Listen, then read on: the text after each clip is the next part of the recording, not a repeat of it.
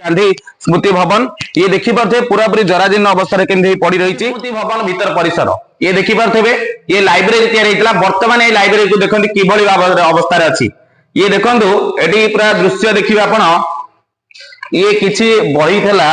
देख उई लगे केमी आर किसी अवस्था ही नहीं देखी पारे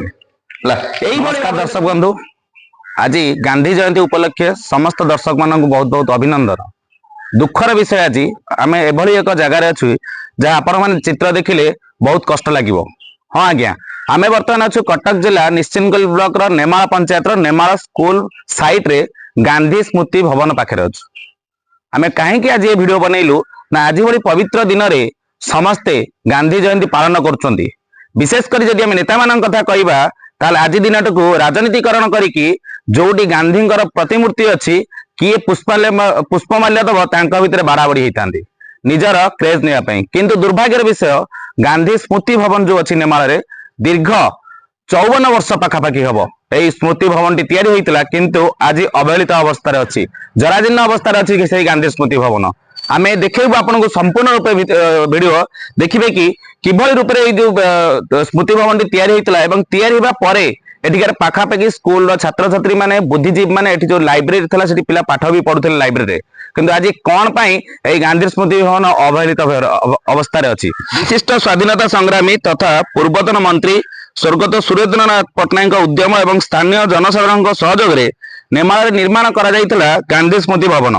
1968 मसीह मां रमादेवी द्वारा शिलान्यास कराइतबा एई भवन को 1970 डॉक्टर हरेकृष्ण महताब उद्घाटन करथिले। आपण भावंतु 1970 आज 2024 दीर्घ 54 वर्ष होगा उद्घाटन होता यह कहीं ना अंचल में किसी बुद्धिजीवी माने जातिर पिता महात्मा गांधी आदर्श रे अनुप्राणित होई सर्वदा आमर पाखापाखि स्कूल छात्र छात्री माने एवं बुद्धिजीवी माने किभली एठी जो रही प्रभात पुरुष मान फटोचित्र रखा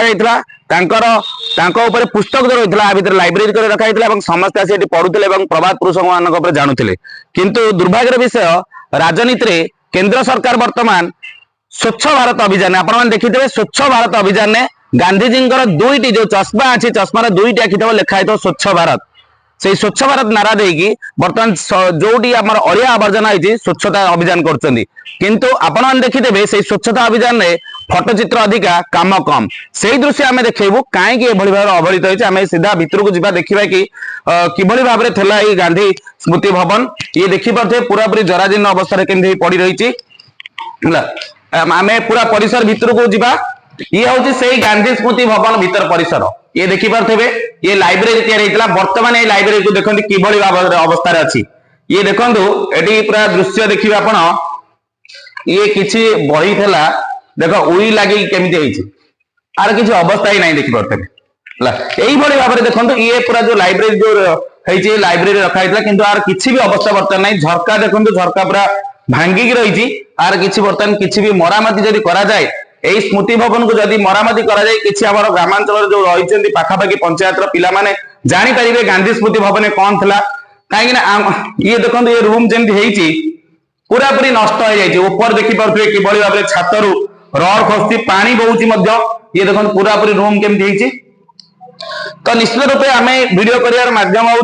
प्रशासन पाखे पहुंचवा दरकार प्रशासन दिन को दिन जो भाई भाव में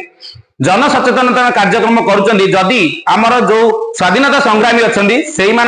इतिहास को जानापी से मन पकड़ाई से आम सुरेंद्र पट्टनायक जदि आम लुणा चित्रतला दीपांचल गर्व कहवा सुरेंद्र पट्टनायक सी आम चित्रतला लुणा दीपांचल गांधी स्मृति भवन टी करते कहीं आमर जो युवपीढ़ी मैंने अच्छा से जानी रखा दरकार जे जो अच्छा आम देश जो मैंने बलिदान कर स्मृति कहीं मन रखिए से लाइब्रेरी कर विशिष्ट स्वाधीनता संग्रामी मान फटोचित्र रखा पुस्तक जो रखा से बुद्धिजीवी माने छात्र छात्री माने आसिकी लाइब्रेरी पढ़ुले विषय जानूले कि दुखर कथा आज जराजीर्ण अवस्था पड़ी रही गांधी स्मृति भवन आम कही रखुचु आज हूँ अक्टोबर 2 गांधी जयंती उपलक्षे से आज आम मन पकईलु कहीं भूली जाऊँ आज नेता माने गांधी स्मृति भवन को आपण माने विचार करिवे ए गांधी स्मृति भवन जेतेबेले केते पैसा खर्च होई घरटी तयारी हेतला जदि आज जराजीर्ण अवस्था पड़ी ए सरकार को पैसा नष्ट होची सेति पई सरकार को अनुरोध करा होची ए गांधी स्मृति भवन को पुनरुद्धार करा जाय कि ग्रामांचल किछि पिला माने एटी पुणी लाइब्रेरी तयारी करा जाऊ पुणी जो भली भाबरे रूपांतरीकरण करा जाऊ किछि पिला माने हमर वरिष्ठ जो विशिष्ट स्वाधीनता संग्रामी अछंदी तांका विषय जानि परिबे। नमस्कार।